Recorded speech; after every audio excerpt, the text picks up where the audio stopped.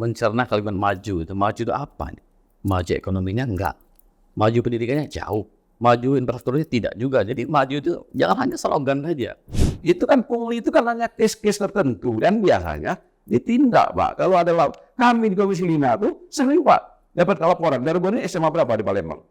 Kalau sekarang kita panggil, ada apa nih? Kadang-kadang kan saya kira masyarakat di Sumatera Selatan ini yang ketika wilayahnya sudah tidak tersentuh oleh pembangunan, dia pasti sudah menentukan pilihan kok. Jadi jangan kita bermanis-manis mulut ya dan lain sebagainya. Kita nggak perlu. Jadi pada podcast Info Indonesia kali ini kita hadir dengan tema politik pilihan kami, pilihan rakyat Sumsel.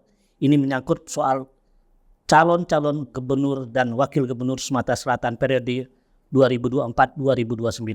Langsung saja kita berkenalan dengan narasumber.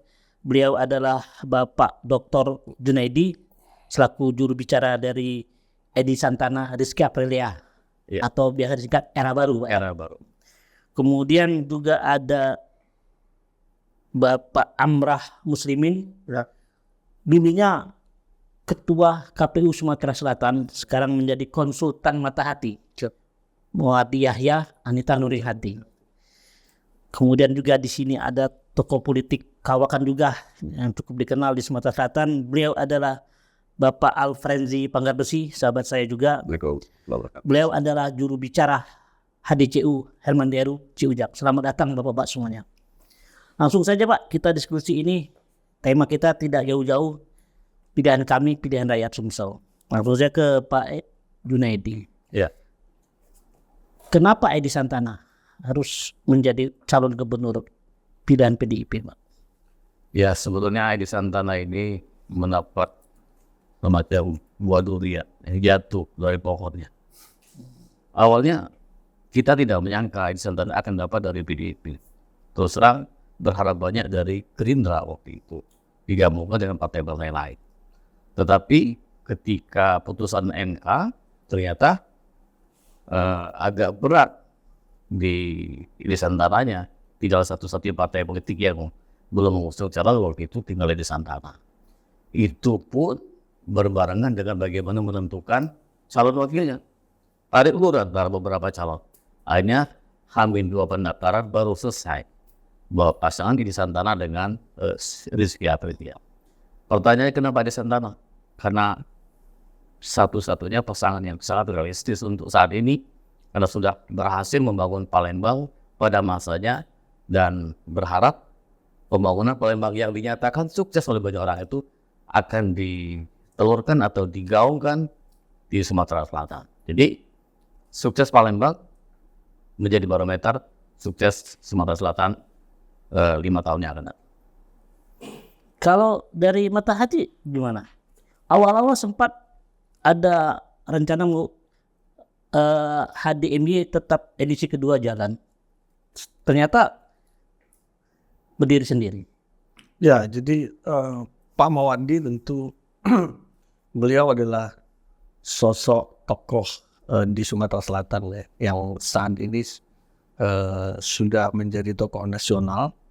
Indikatornya dia diangkat oleh Prabowo langsung sebagai salah satu anggota Dewan Pembina Partai Gerindra.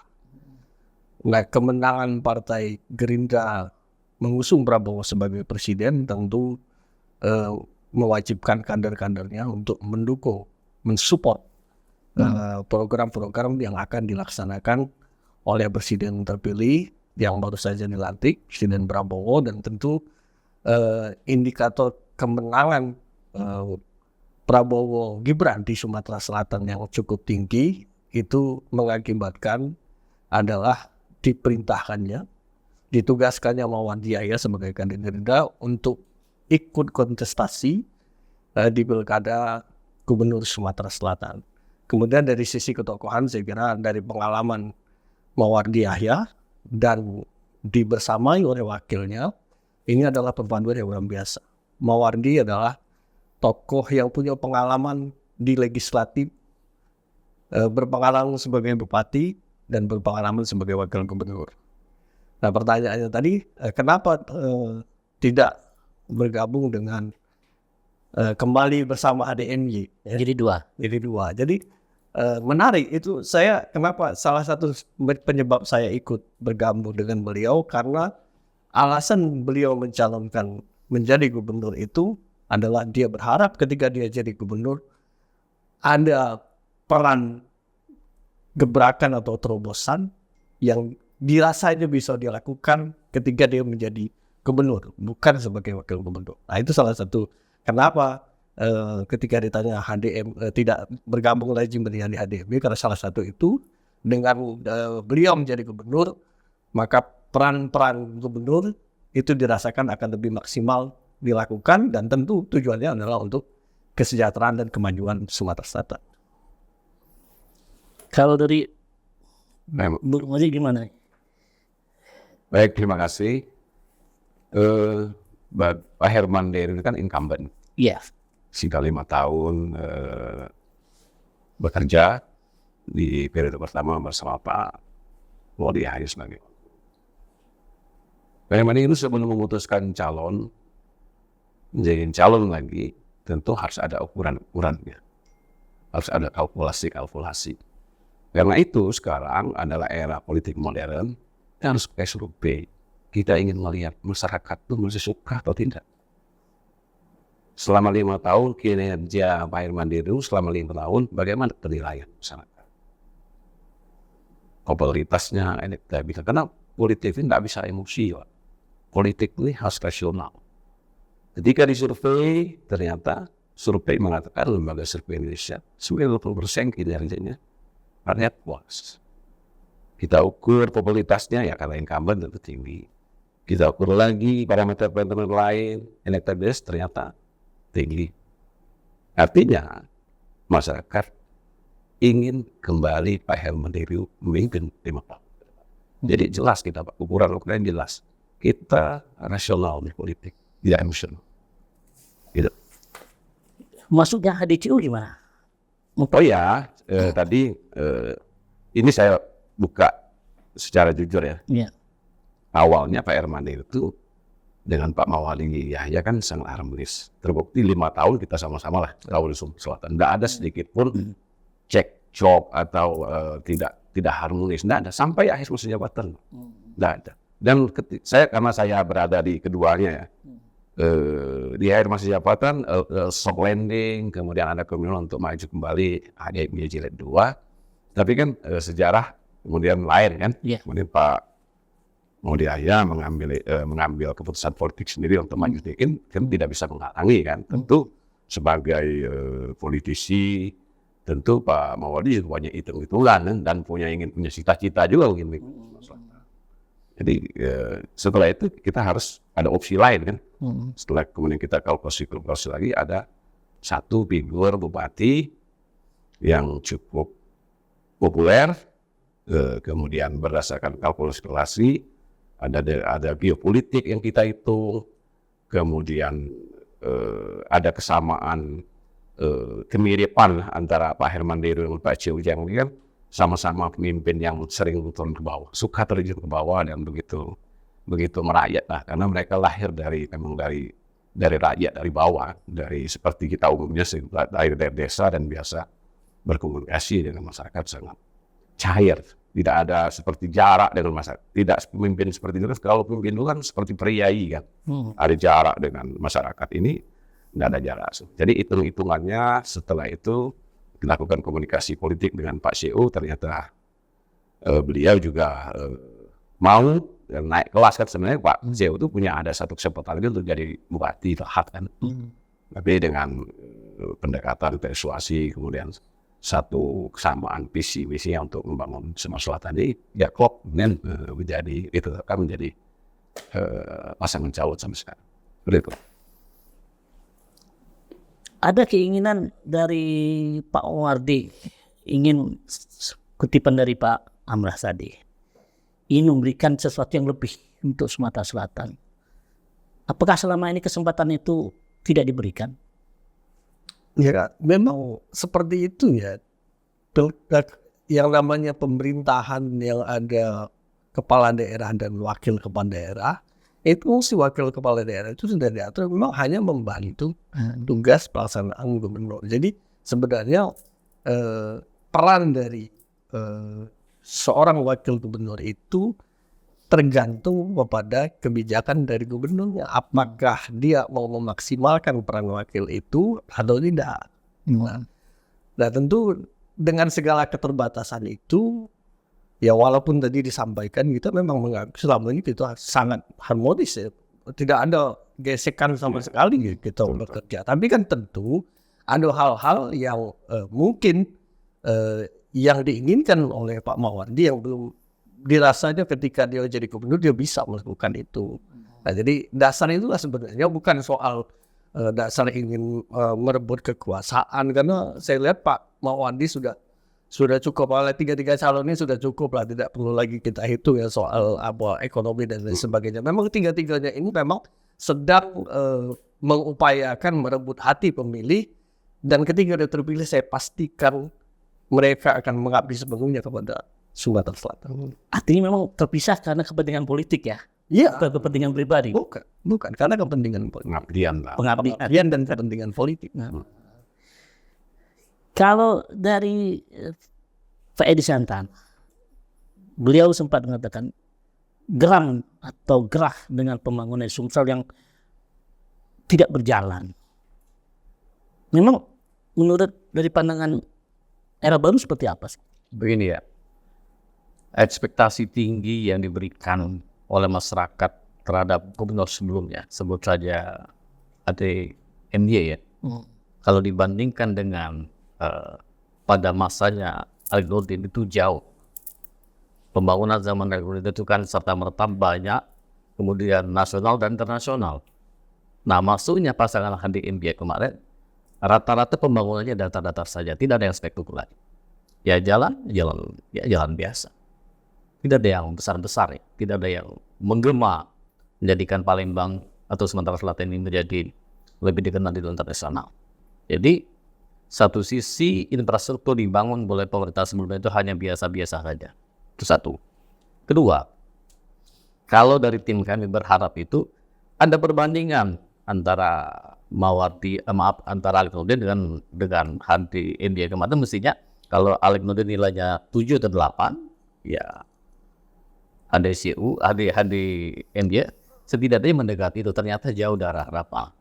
Karena jauh dari harapan, maka masuklah era baru untuk menyamai prestasi Alex Nurdin. Yang katanya waktu itu kita semua menikmati ya, hampir semua pembangunan itu internasional dan nasional.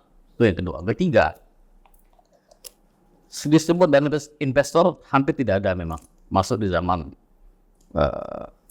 Pak ADMY kemarin dari luar ya. Sementara zaman Pak Alex kemarin banyak sekali. Saya sebutnya LRT ya kan, LRT itu sampai 10 triliun ya. Sementara tanya caranya nggak selesai. Ya kan itu. Cinde aja nggak selesai. Jadi gimana nih? Ya itu fakta bahwa ini terjadi. Jadi ketika fakta terjadi, orang bertanya, wah itu nggak selesai, apalagi yang lain. Nah keempatnya, karena ekspektasi tinggi, tapi hasilnya tidak maksimal, tentu wah kita berharap kalau mau diteruskan lagi yang lama, orang berpikir tidak akan beda jauh dengan periode sebelumnya. Tentu harus ada perubahan dalam pemerintah.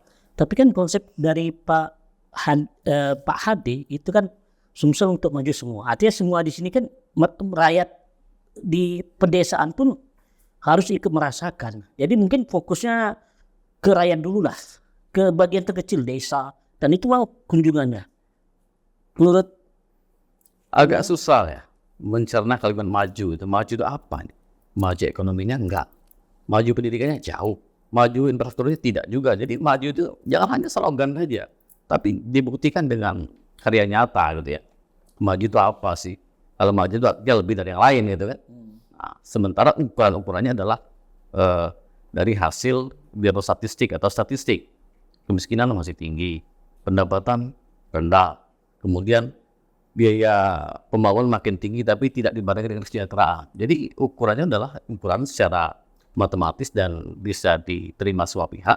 Statistik menyatakan bahwa kita masyarakat yang masih jauh dari kesejahteraan.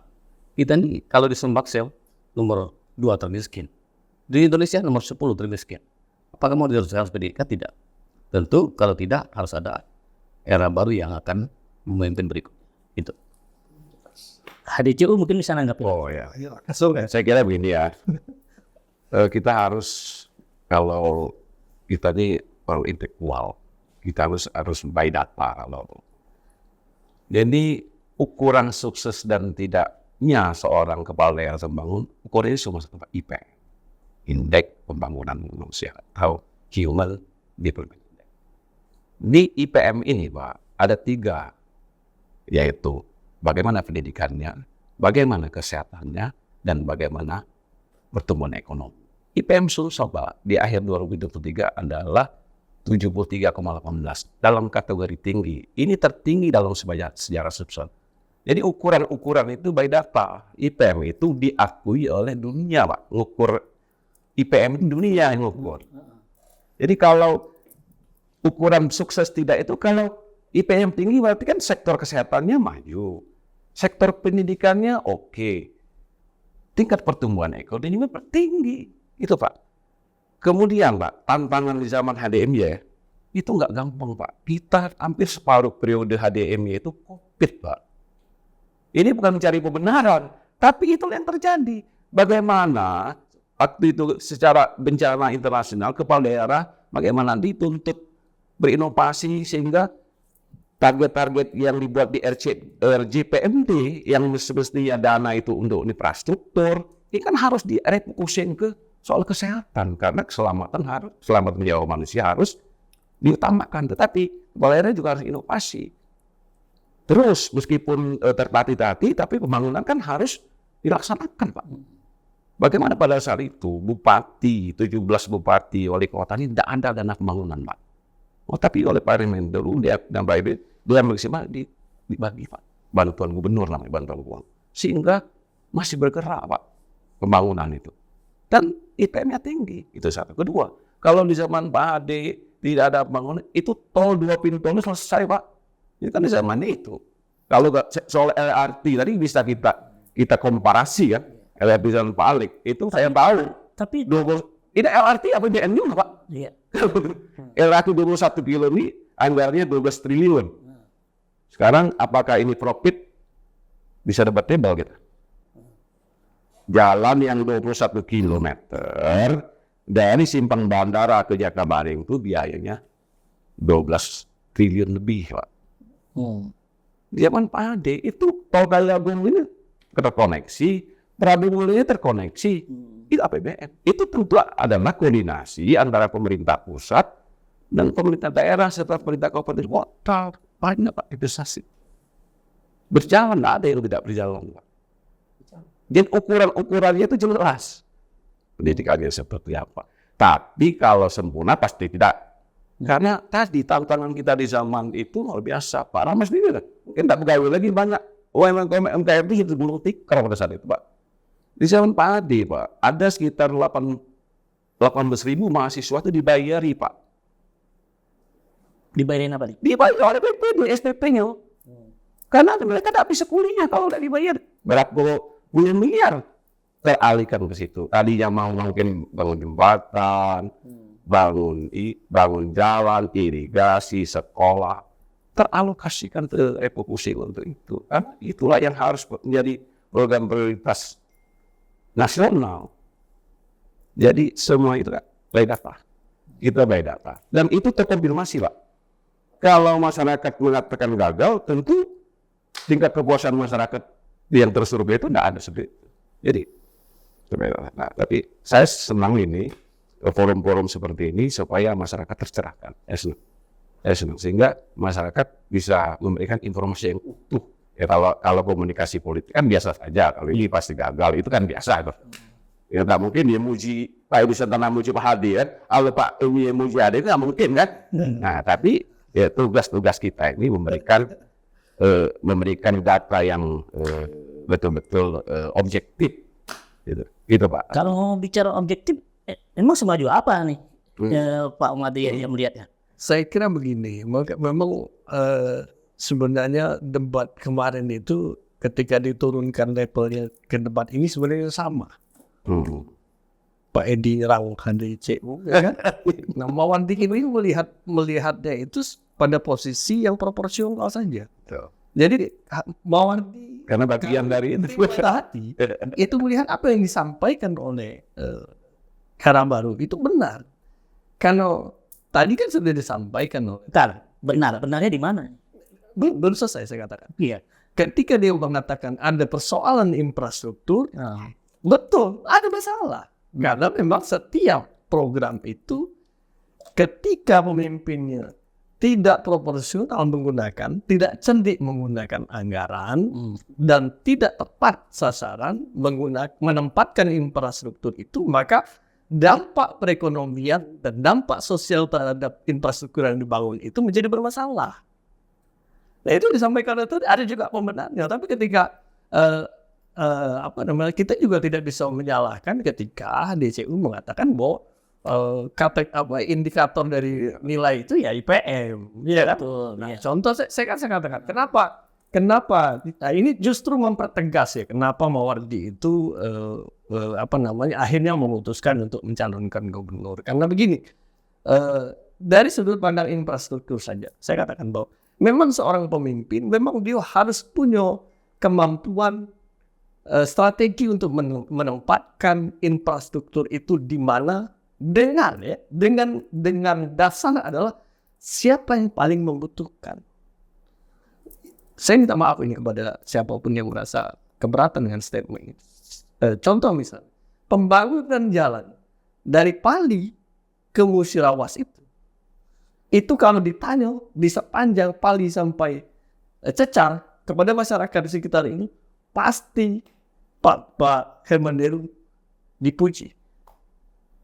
Tapi ketika kita tanyakan bagaimana jalan di SP Padang yang sudah berpuluh tahun jadi kubangan, yang di ujungnya ada pusat ekonomi, yang sekarang penduduk selapan itu beralih dari penebang pohon mengelola kayu, sekarang lebih banyak menjadi nelayan. Nah itu menjadi kontradiktif. Maka debat ini kalau saya mengatakan, saya tidak ingin menjelek-jelekan orang, tapi proporsional. Siapapun nanti gubernurnya harus melihat, kalau mau jalan mana wilayahku yang paling penting. Bukan soal siapa yang milih saya. Mana yang paling membutuhkan. Masyarakat oke lebih membutuhkan, taruh jalannya. Di situ ada sumber ekonomi yang bisa dibangun, baru jalannya di sana. Begitu juga pendidikan. Pendidikan oke, IPM kita tinggi. Tapi fakta di lapangan masih ada juga calon maksudnya. Iya kan? Sistem pendidikan kita sekarang ini jauh ketika dibanding dengan negara-negara yang sudah menganut sistem pendidikan yang profesional. Saya ini pengajar, saya dosen, saya tahu persis bagaimana ketimpangan antara institusi universitas negeri dan swasta. Nah pertanyaan saya, apakah selama ini menjadi prioritas, menjadi perhatian pemerintah pada pendidikan-pendidikan swasta? Bagaimana NU Muhammadiyah membangun gedung sendiri, membayar honor guru sendiri, membayar dosen sendiri? Betapa banyak kontribusi ormas itu kepada Sumatera Selatan. Harusnya siapapun gubernurnya harus tegak, hormat kepada ormas itu. Ini yang memberikan kontribusi dan memberikan support. Itu jadi melihat Selama ini melihatnya Pak MY puas tidak dengan pembangunan yang ada sekarang? Saya pastikan sebagai wakil gubernur selama memimpin, selama mendampingi Pak Herman Deru, dia sudah melakukan tugas sebagai wakil gubernur. Ya. Tapi dari sudut pandang hal-hal yang mungkin dia bisa lakukan ketika dia jadi gubernur, itulah yang menjadi dasar beliau menjadi gubernur. Kenapa dia menjadi gubernur? Secara politik, Pak Mawardi layak untuk dipilih menjadi gubernur. Kenapa? Karena presidennya adalah Prabowo Subianto dari Partai Gerindra. Maka secara politik juga, seorang gubernur yang berasal dari Gerindra itu akan lebih bisa menyampaikan aspirasi-aspirasinya, sekaligus dia mendukung program-program yang dipastikan menjadi prioritas Presiden Prabowo. Tapi Pak Edi juga dari Gerindra juga. Ya betul. 5 tahun jadi anggota DPR Iya. RI dari Gerindra. Masih kan? Masih kan? Enggak lagi sekarang anggota PDIP. Karena situasi politik terakhir. Ya, Nah, karena memang Gerindra lebih memilih Mawani ketimbang Pak Edi, itu fakta, nggak bisa Ya. dipungkiri ya. sekarang ke Pak Junaidi nih. Apa sih keresahan dari seorang Edi Santana melihat Sumatera Selatan hingga memang saya harus jadi calon gubernur Sumatera Selatan nih. Dan alhamdulillah dapat Tiket. perahuannya dari PDIP. Ya. Walaupun cuma satu partai yang mendukung, kita tidak risau. Begini ya, kami ya sudah membayangkan bahwa periode kedua itu biasanya tidak akan serius di periode pertama. Nah, periode pertama saja kita sudah mengukur tidak seelok yang kita bayangkan, apalagi periode kedua. Kan begitu. Tadi dibilang soal COVID, semua COVID internasional dunia. Tapi banyak beberapa negara yang kembali membangun dan pendidikan juga baik-baik saja. Kita tidak bisa menyalahkan COVID. COVID itu internasional bentuknya. Nah, intinya adalah kenapa beliau maju? Karena merasa bahwa kalau di antara keduanya terpilih tidak sesuai dengan ekspektasi yang diinginkan. Kami ingin sempurna. Kami ingin sesuatu yang lebih Sumatera Selatan ini. Tidak biasa saja tapi luar biasa. Nah, di periode pertama, saya sebut saja kemarin, ya tidak ada yang luar biasa menurut kita. Ketika di periode kedua, hampir dipastikan, biasanya periode kedua juga tidak serius. Maka sudah saatnya era baru yang menjadi pemimpin ke depan. Jadi kedua. Ketiga, disebut infrastruktur, kita jauh tertinggal. Padahal karakter cukup tinggi. Sepakat dengan teman nomor 3 tadi. Jalan itu mana yang lebih penting sih? Di Cengau atau di Cicar? Kalau mau diukur waktu itu Hadi sudah berkunjung ke sana dengan dada-dada gitu ya. Saya akan bangun jalan di sini. Ada janji, ada di TikTok. Saya menyaksikan langsung di TikTok. Sampai berakhirnya enggak ada. Sementara di arah ke Murah itu jalannya bukan setahun itu mungkin 2 tahun anggaran yang di jalan Cor itu kan. Walaupun jembatannya juga sampai sekarang nggak selesai. Jalannya bagus, jembatan nggak bisa dilewati. Tidak ada gunanya itu. Jadi infrastruktur bukan hanya jalan dan jembatan, tapi yang lainnya, sekolah. Pertanyaannya, adakah sekolah, katakan sekolah SMA negeri yang menambah selama 5 tahun? Menurut saya nggak ada ya. Misalnya SMA negeri berapa, nambah 1 di Palembang, atau di Pagarala Lama, atau di mana, nggak ada yang nambah. Artinya apa? Kapan orang sekolah? Artinya numpuk ke swasta kan? Swasta nggak dibantu. Swasta hidup sendiri. Bangun sendiri. Gaji dosen sendiri. Operasional sendiri. Sementara tidak ada bantuan secara langsung dari Pemda. Mana dipotong loh anggaran, dipotong setengah. Datangnya dari bos. Bosnya juga hilang. Separuh hilangnya. Makin hari makin kesulitan. Kesehatan juga berat. Terakhir, dari jabatan keduanya, baru bikin apa namanya kemarin, PKPB berobat itu pun sudah di ujung-ujung jabatan. Dan akhirnya nggak jalan juga. Sekarang pendidikan kesehatan itu menjadi momok buat semua. Sampai sekarang itu dinantikan masyarakat sesungguhnya. Semua punya program, sekolah gratis, berobat gratis, tinggal pasang. Tapi dalam pelaksanaannya, pendidikan gratis dan sekolah gratis versi Edi Santana seperti apa sih konsepnya itu? dalam paparan konsepnya itu memang betul-betul gratis. Dari mulai pendaftaran, SPP dan lain-lain. Termasuk di dalamnya itu perangkat atau seragam sekolah, tas dan lain itu memang termasuk buku-bukunya. Itu memang tidak ada lagi. Termasuk kemana ada zonasi ya. Termasuk zonasi pun nggak ada lagi yang bayar. Nah, sementara dalam pelaksanaan kita beberapa bulan terakhir atau terakhir ini masih banyak ditemukan bayar sekolah kan bayar sekian juta. Jadi itu fakta di lapangan. Memang ini sulit ya untuk diberantas, tapi setidaknya mulailah diberantas supaya masyarakat yang sekolah itu ya betul-betul gratis. Itu konsep pendidikan dan kesehatan gratis dari kalau dari Mata Hati gimana? Jadi begini. Ini kan banyak nih, semuanya angkat pendidikan dan sekolah gratis kan konsep. Memang kebutuhan dasar dari masyarakat itu adalah kesehatan dan pendidikan. Nah, fakta yang terjadi di Sumatera Selatan, bahkan di Indonesia ini, kesehatan gratis, tapi masih ada masyarakat ya yang kita temukan di daerah, terutama masyarakat miskin dan sumber daya manusianya rendah, sehingga dia tidak dapat informasi dengan tata cara mengurus BPJS dan lain sebagainya, atau bahkan dia tidak mampu membayar BPJS, itu tidak tercover. Sehingga mau tidak mau dia harus berobat ke swasta dan bayar sendiri. Dan itu dinamika yang kami temukan di lapangan. Maka dari itu konsep berobat gratis di Mata Hati itu adalah memastikan bahwa pelayanan berobat gratis bagi seluruh warga masyarakat Sumatera Selatan yang membutuhkan berobat gratis ikut dengan sistem yang akan dibuat setelah beliau terpilih, itu menggaransi tidak ada lagi masyarakat di Sumatera Selatan yang terkendala berobat gratis karena syarat dan kemampuan ekonomi dan SDM dari masyarakat itu. Jadi itu yang menjadi Pendidikan gimana?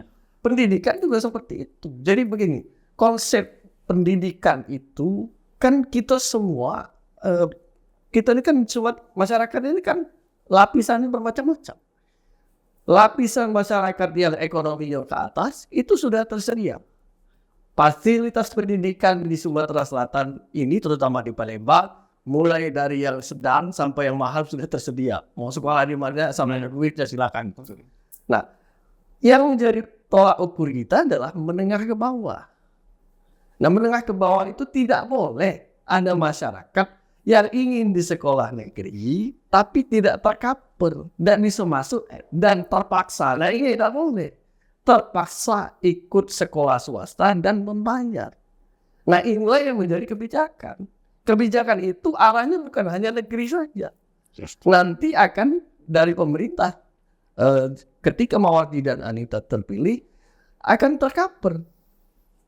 Sekolah SD, SMP, SMA yang menampung masyarakat menengah ke bawah itu akan dibantu melalui apa? APBD. Nah, sekolah-sekolah yang mapan, ya, yang memang orang tuanya mampu, itu dibiarkan. Jadi itulah konsep pendidikan dan berobat gratis yang adil. Tapi waktu di lapangan menurut era baru banyak sekali tuh pungli-pungli, utamanya di sekolah. Nah, itu kan sistem. Makanya saya katakan, sistem yang menggaransi bahwa itu tidak terjadi. Yang terjadi sekarang ini kan adalah tidak adanya ketegasan dari pemerintah. Itu bukan saya di provinsi saja, tapi kan pemerintah kabupaten kok. Ya, terhadap oknum-oknum yang masih menerapkan bayar atau memanipulasi sistem perekrutan itu, sehingga mengakibatkan muncul peristiwa-peristiwa itu.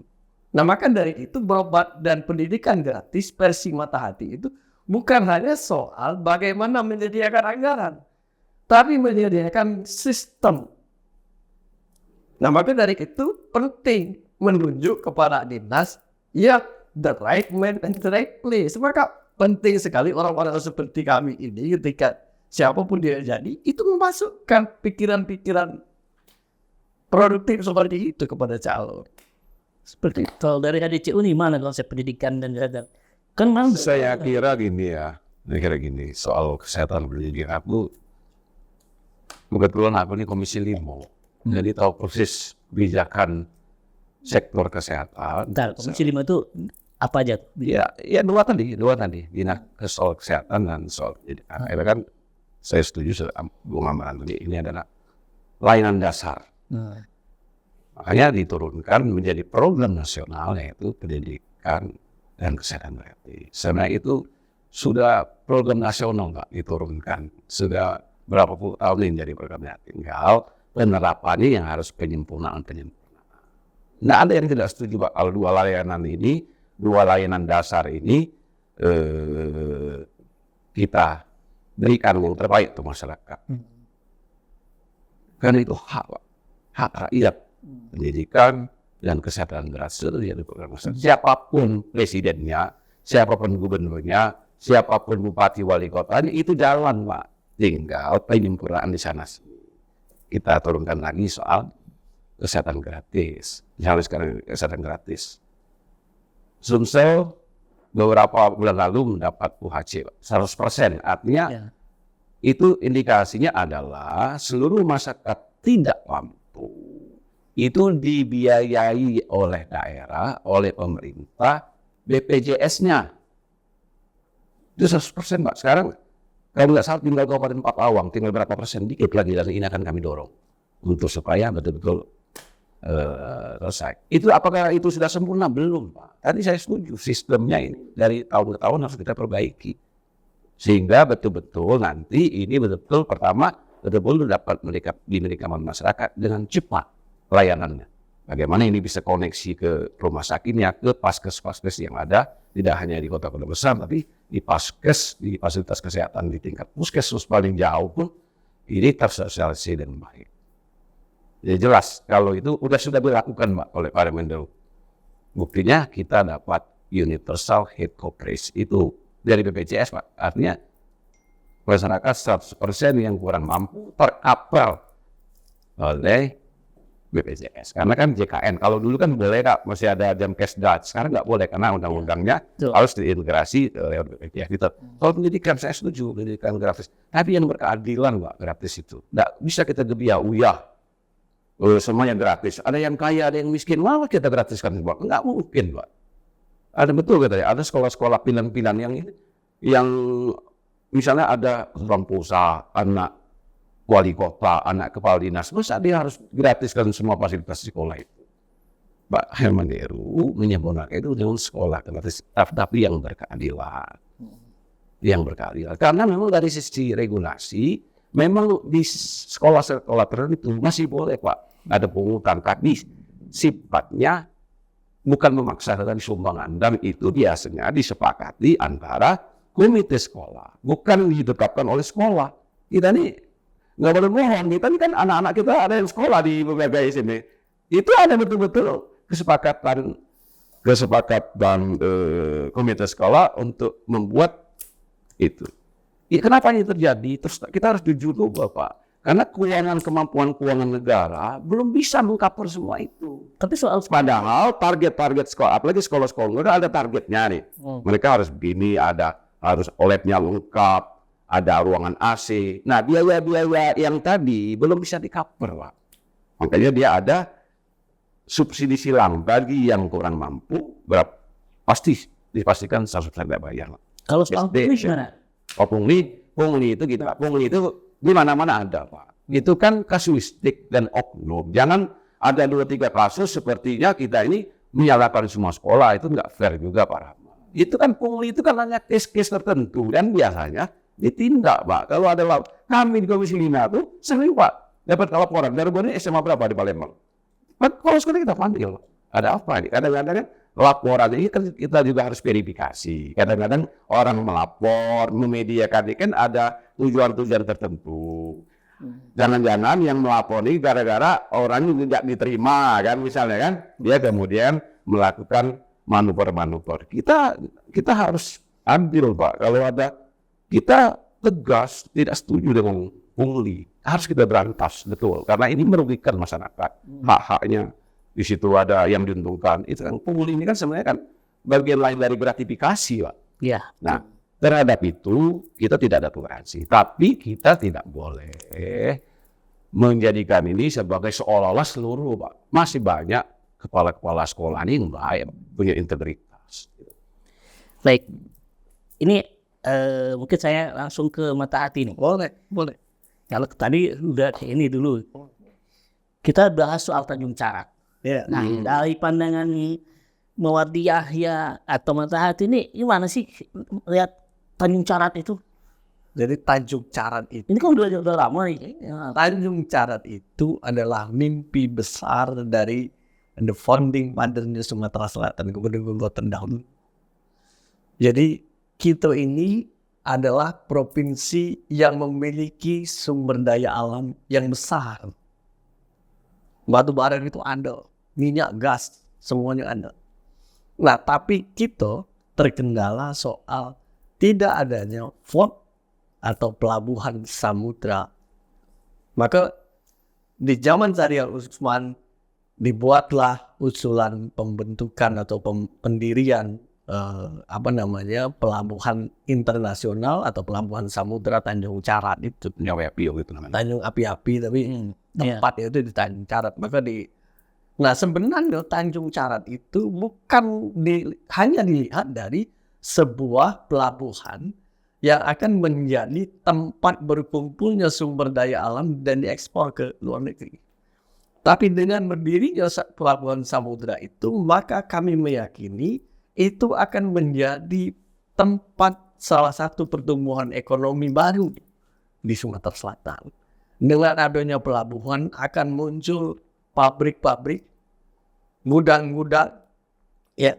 Dengan demikian akan menyerap tenaga kerja dan akan terus mengeluarkan apa yang disebut dalam istilah ekonomi multiplier effect. Bahwa pelabuhan itu berdiri akan memunculkan begitu banyak faktor-faktor multiplier effect dalam ekonomi. Tenaga kerja, infrastruktur jalan, ya kan? UMKM akan muncul di sana. Sehingga Tanjung Carat itu salah satu yang dimimpikan oleh Mawardi dan Anita menjadi sebuah program terobosan yang akan dipersembahkan untuk masyarakat Sumatera Selatan. Diimpikan, tapi selama 5 tahun kemarin kok nggak jalan? Nah makanya sekarang jawabannya sebenarnya dari awal saya katakan Mawardi Yahya mencalonkan gubernur Sumatera Selatan karena dia yakin ketika dia menjadi gubernur dia akan lebih mampu mewujudkan mimpi-mimpinya ketimbang dia menjadi wakil gubernur. Saya kira masyarakat Sumatera Selatan sudah ngerti lama dari kalimat saya itu. Artinya memang dibutuhkan pemimpin yang punya terobosan untuk membangun itu. Apalagi dengan kondisi yang sekarang. Mawardi adalah kader Gerindra dan saya yakin dan percaya dia adalah tokoh nasional dan bisa membawa aspirasi Sumatera Selatan ini ke tingkat pusat.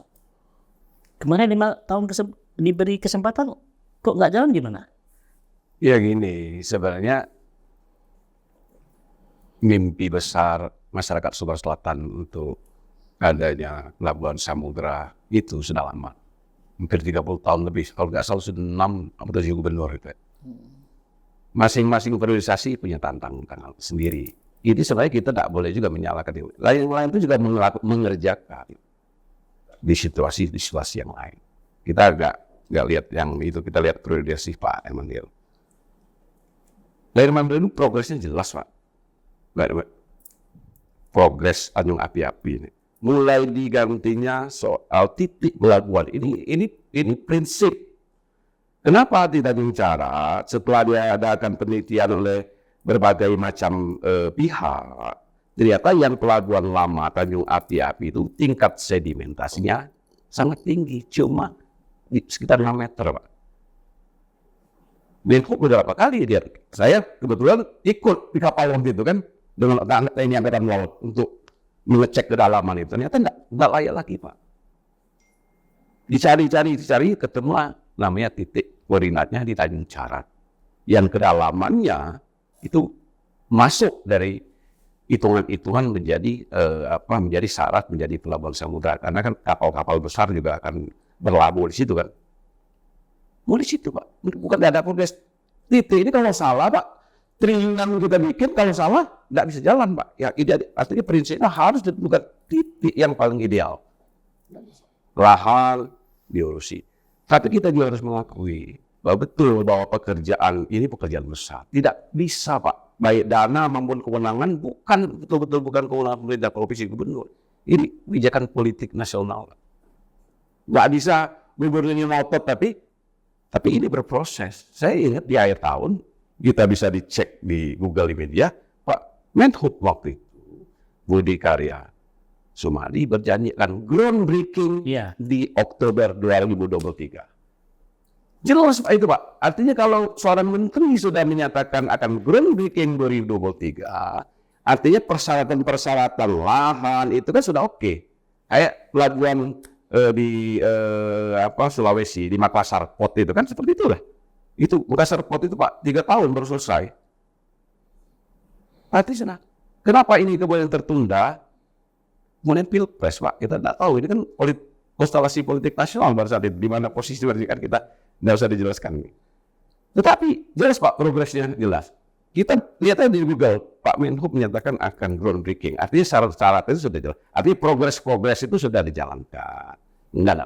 Ini kita semua Pak sangat berharap. Karena saya bukan orang ekonomi ya, tapi saya bisa ngitung secara kasar dan agak saya sederhanakan.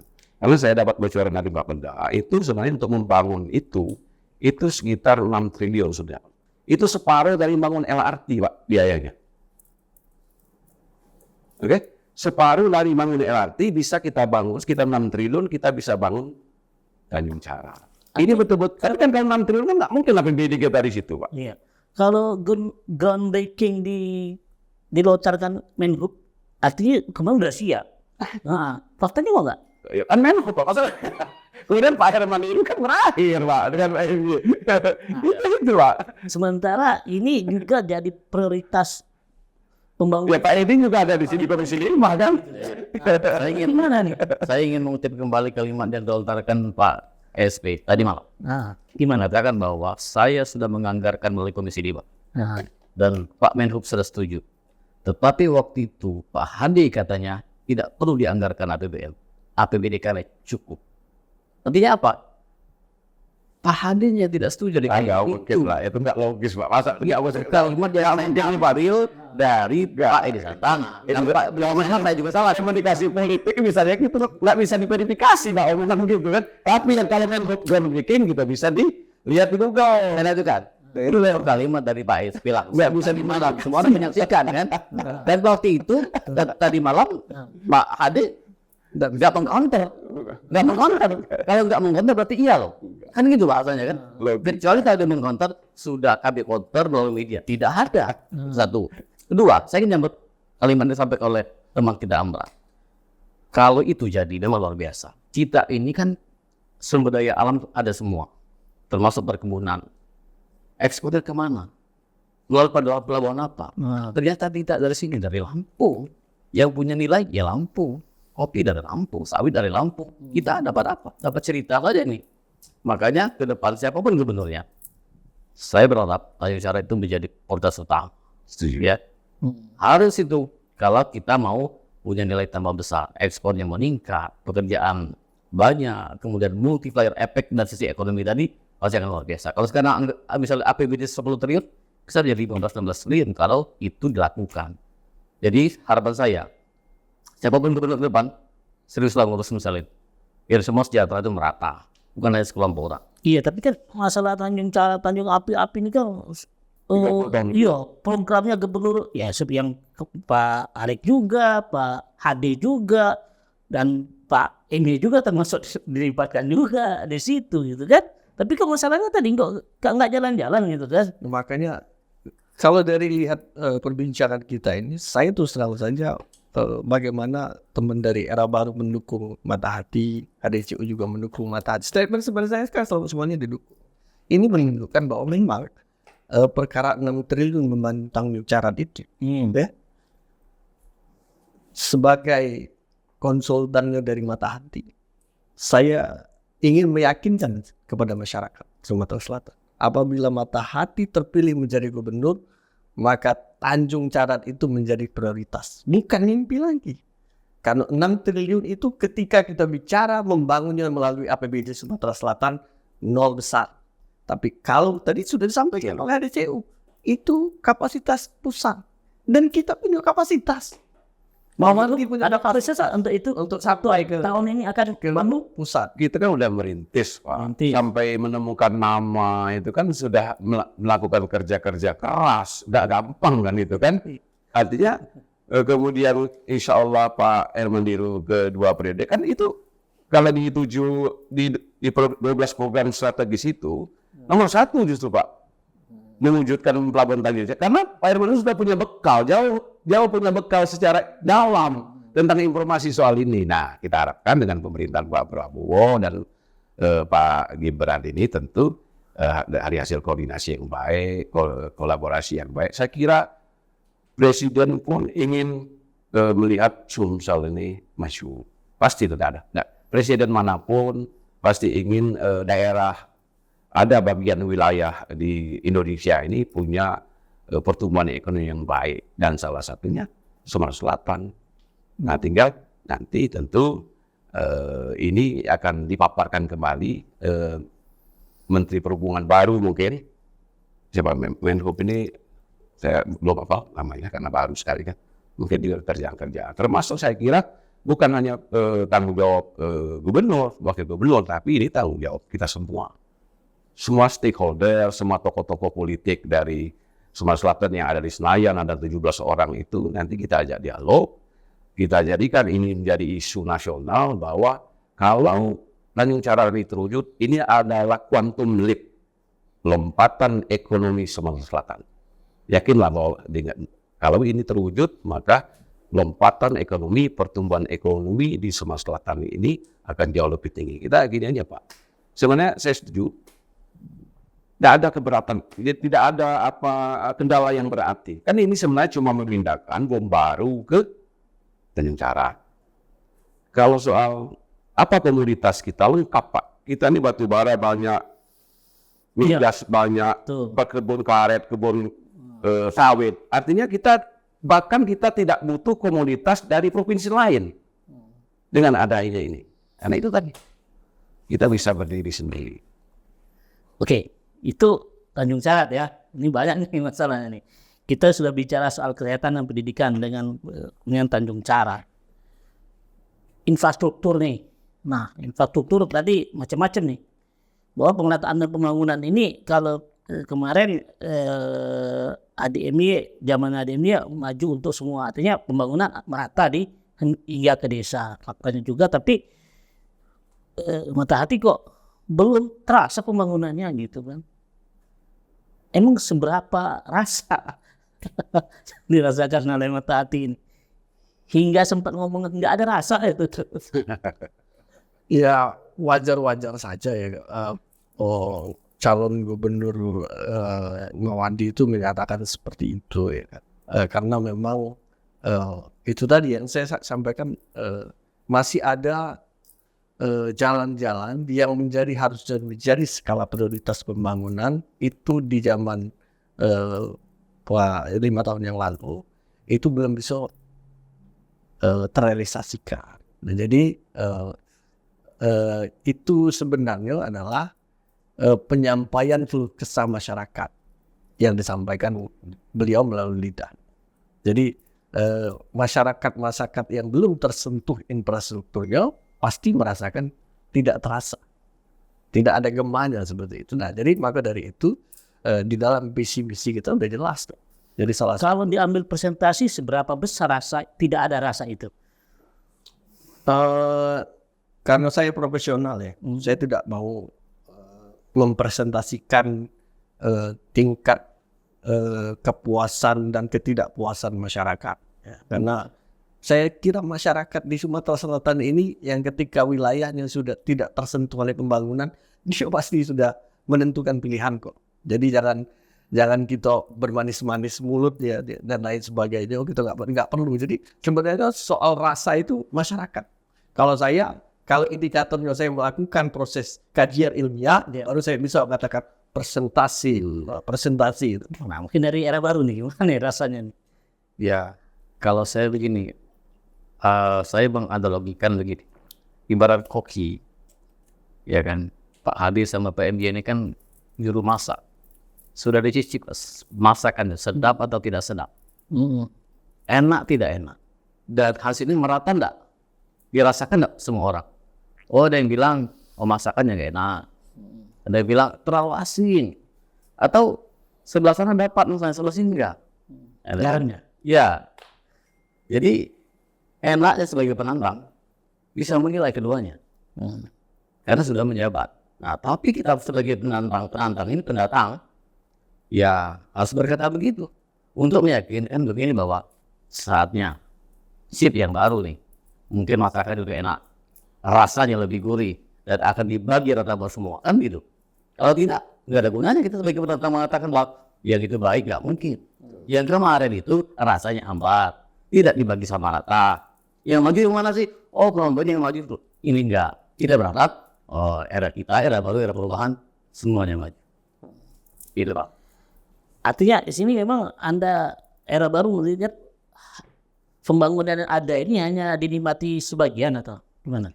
Saya tidak bisa mengatakan sebagian. Ada sekelompok tertentu yang tidak merasakan pembangunan ini. Ya sebut saja Cengal tadi, jalannya udah bertahun-tahun rusak, udah tahu berkubang gitu, nggak disentuh. Itu fakta tuh. Sudah viral di mana-mana, nggak disentuh.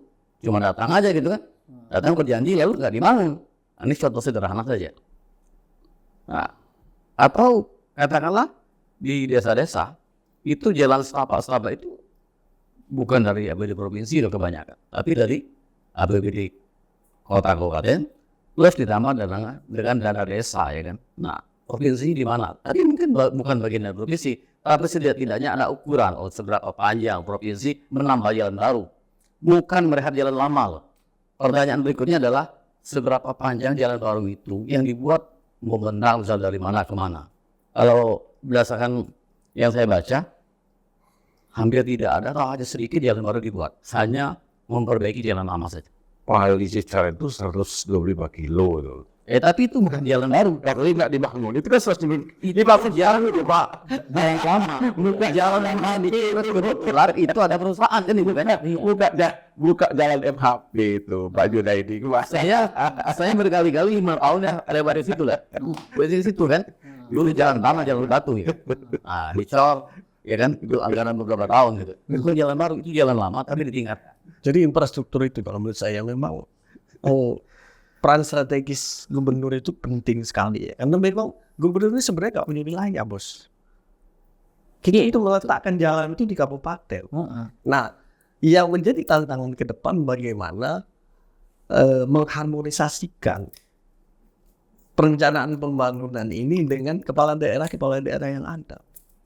Jadi itu sekarang kalau provinsi kan terkesan ya, maaf ya, kepala daerah, oh itu jalan, itu kan saya lain, kalau pusat itu urusan pusat. Padahal bukan seperti itu. Harusnya kan ada harmonisasi antara kepala daerah provinsi dengan kepala daerah kabupaten.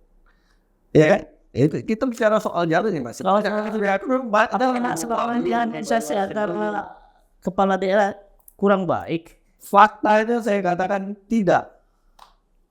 Ini politik bos, nggak ada yang istilahnya gubernur semua kepala daerah itu taat kepada gubernur itu nggak ada. Apalagi berbeda pantai. Ini berbeda pantai. Saya kira gini. Enggak, kalau misalnya Cengal tadi, harusnya kan Mbak Madri bisa mengusahakan juga kan? Apa yang mengusahakan? Sekarang begini, kenapa Cengal itu tidak bisa dibangun? Ya kan gubernur Sumatera Selatan itu kan Herman. Mawati sebagai kapasitas sebagai wakil gubernur itu hanya sebatas menyampaikan saran.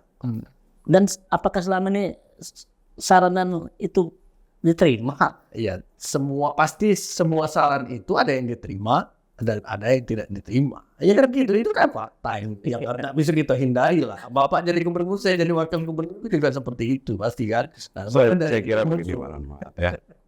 Kita ini kan saya setuju. Kan pemerintahnya ada level, ada kewenangan, ada kewenangan pusat, jalan nasional, gubernur itu jalan provinsi dan jalan kecamatan itu adalah bupati wali kota. Maka itu perlu kolaborasi, koordinasi. Saya sampaikan aja, ini soal saya selalu menyampaikan data. 2023 akhir, kewenangan yang menjadi dalam provinsi kondisinya 88% mantap. Itu artinya tinggal sedikit lagi jalan provinsi yang menjadi kewenangan gubernur untuk melakukan, artinya kondisi baik. Ya. Kemudian jalan nasional bagus. Jalan kabupaten kota, walaupun tidak kewenangan gubernur, tapi Pak, hampir 1,5 sampai 2 triliun bantuan gubernur untuk bupati wali kota tiap tahun dikucurkan. Saya tidak bicara kabupaten, mas saya bicara dapil saya lah. Iya. Lahat pada Lambago. Itu Pak, Pagarlam, tempat kelahiran saya, itu selama hampir 5 tahun, hampir 600-700 miliar Pak, dana bantuan gubernur untuk infrastruktur. Jadi yang selama ini nggak tercover jalan itu sampai ke talan-talan, ke desa-desa, irigasi itu dari mana Pak? Pagarlam yang hanya 400 miliar tuh, kalau nggak dibantu gubernur, rapuhnya seperti itu. Artinya koordinasi dan komunikasi gubernur dengan bupati wali itu sudah jalan 5 tahun udah. Sudah jalan Pak, nggak ada. Organ di Ilir, tempatnya Pak Mawardi. Tanya aja, bisa lihat di Google berapa ratus miliar dapat selama 5 tahun ini. Apalagi Lombok Timur. Bisa dicek, ya ini kan ya. Kalau itu kan ada subjek itu masa. Artinya kalau Lombok Timur, tapi organ Ilir juga dikasih. Palu juga dikasih. Musyawarah artinya semua. Kalau tidak adil tidak mungkin Pak. Kalau semua kan pasti tapi proporsional dan bagaimana. Kemudian yang saya menarik Jalan Cengal. Ini sebenarnya ada menarik dikit Pak. Soalnya Jalan Cengal itu sudah dibantu oleh gubernur. Termasuk Pak Ishak Meki Pak membantu. Kita harus buka-bukaan juga lewat datnya.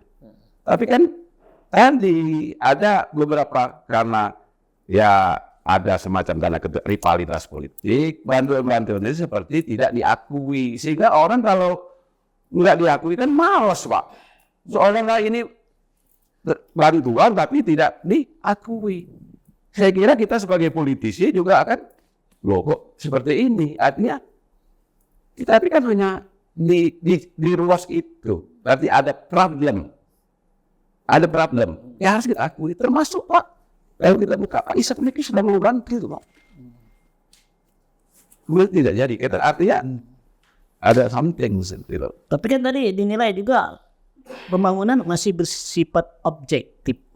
Subjektif, maaf. Bersifat subjektif.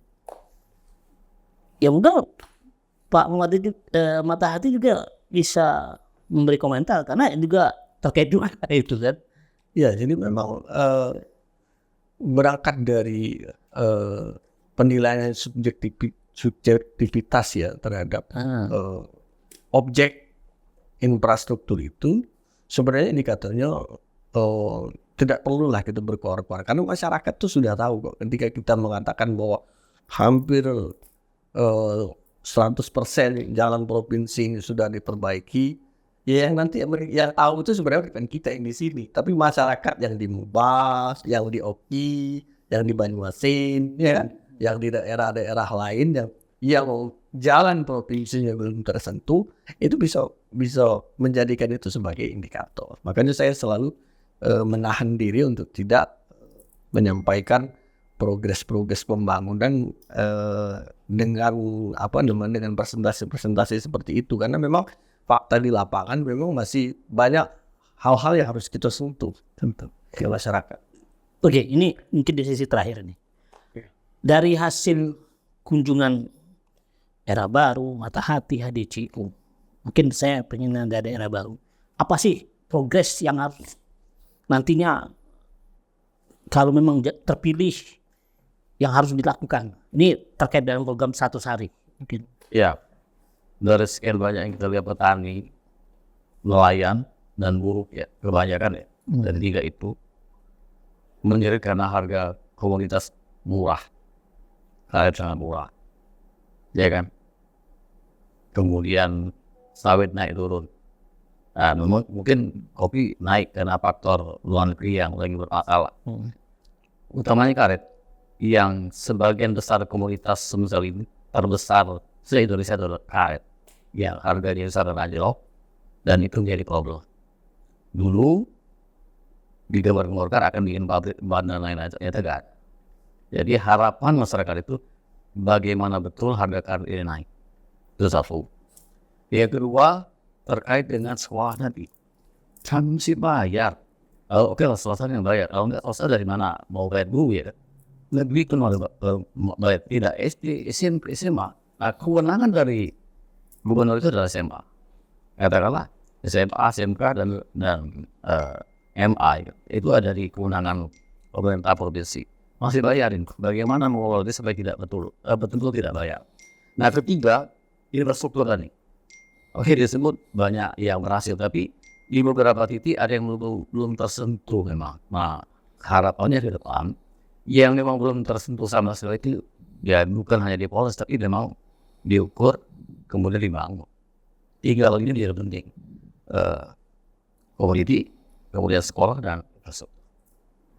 Dari Mata Hati mana? Ya, saya kira Mata Hati tidak menerapkan program 100 hari ya, karena memang kita sudah melihat potensi-potensi persoalan yang itu bersumber ya dari sistem, dan tentu ketika Mata Hati dipercaya oleh masyarakat Sumatera Selatan untuk dipilih menjadi gubernur dan wakil gubernur, maka prioritas yang akan dilaksanakan adalah melaksanakan visi dan misi yang menjadi janji pasangan Mata Hati kepada masyarakat. Karena di dalam visi misi itu jelas semuanya ada. Apa yang akan dilakukan oleh era baru, apa yang dilakukan oleh HDCU, semuanya sudah kita siapkan untuk dilakukan. Jadi tinggal masyarakat memilih Mata Hati saja, maka visi misi seluruh calon itu sudah terkapar dalam visi misi Mata Hati. Dari HDCU gimana? Baik, saya kira kalau Pak Elman dari CUC kan sudah jelas karena ini dia incumbent melanjutkan pembangunan sama seperti visi yang 5 tahun lalu, yaitu Sumsel maju untuk semua. Sekarang Sumsel terus maju. Titik tekannya adalah pembangunan atau pemerataan pembangunan di 17 kabupaten kota. Artinya majunya secara bersama-sama, tidak boleh ada satupun kabupaten kota yang tertinggal. Dan itu harus disentuh secara keseluruhan. Dengan mengenalkan potensi sumber daya alam kita, yaitu pertanian dan sumber daya alam mineral. Kita capaian jelas Sumatera Selatan menjadi lumbung pangan nasional sebagai ranking 4 nasional. Ini capaian yang luar biasa. Ini adalah sebagai lumbung pangan nasional kita ingin dan diturunkan menjadi gerakan Sumsel Mandiri Pangan. Sebenarnya turunan itu kan. Dan itu sudah terbukti mampu mengendalikan inflasi karena mengubah mindset. Dulu masyarakat menjadi konsumen, sekarang menjadi produsen, sehingga inflasi di rumah tangga ini dan tercermin secara provinsi inflasi kita sangat rendah. Jadi itu skopnya itu jelas kita melanjutkan pemerataan pembangunan di 17 kabupaten kota. Baik, ada pertanyaan? Boleh. Ini pertama untuk tiga jam. Yakin satu putaran atau untuk putaran terus berapa persen? Nah, ini satu putaran. Pertanyaan yang kedua untuk Mata Hati sama Iya. Nah, untuk Mata Hati itu pertanyaannya kan dari debat kemarin tuh yang menarik, terus masyarakat tuh juga Sumsel pengen tahu ya, biar dari jubir Mata Hati dewe yang ngomong, kenapa pada saat debat itu selalu manggil nama Pak Alek, ada nama Pak Alek gitu. Mungkin dari jubirnya kan ngejelasin itu. Nah, untuk debat kemarin untuk HDCU itu kalau berdasarkan analisa dari para pengamat politik itu kan dari gestur Herman Deru yang tidak melakukan pertanyaan, terus tiba-tiba tidak penyanggah atau habis, terus mengucapkan terima kasih sama Mawati. Nah, itu dinilai salah satu, kalau misalnya lebih seru itu seharusnya Herman Deru itu nyerang dulu, tapi tidak melakukan serangan. Terus kalau dia dinilai dari pengamat politik, Herman Deru menggunakan politik belas kasih gitu. Maksudnya itu biar diserang, biar ini yang biar pasti kayak itu kan. Nah, menurut dari jubir itu kenapa tuh? Iya. Pada saat itu jangan nyerang dan sering gitu. Mungkin langsung. Kenapa Mata Hati menyebut mantan gubernur ya? Karena memang sebelum proses pendaftaran memutuskan mencalonkan sebagai calon gubernur, bahwa dia yaitu menemui seluruh mantan calon gubernur, termasuk Pak Alek Nurdin. Nah, indikator kenapa dia menyebut Alek Nurdin karena beliau mengakui bahwa ada yang hilang dari di masa kepemimpinan Pak Alek Nurdin dan dia akan kembalikan. Nah, dikembalikan itu gimana melihatnya? Visi misi kami jelas terlihat di situ. Nah, kemudian ketua atau panglima pemenangan kita adalah mantan gubernur Syahrial Usman. Jadi memang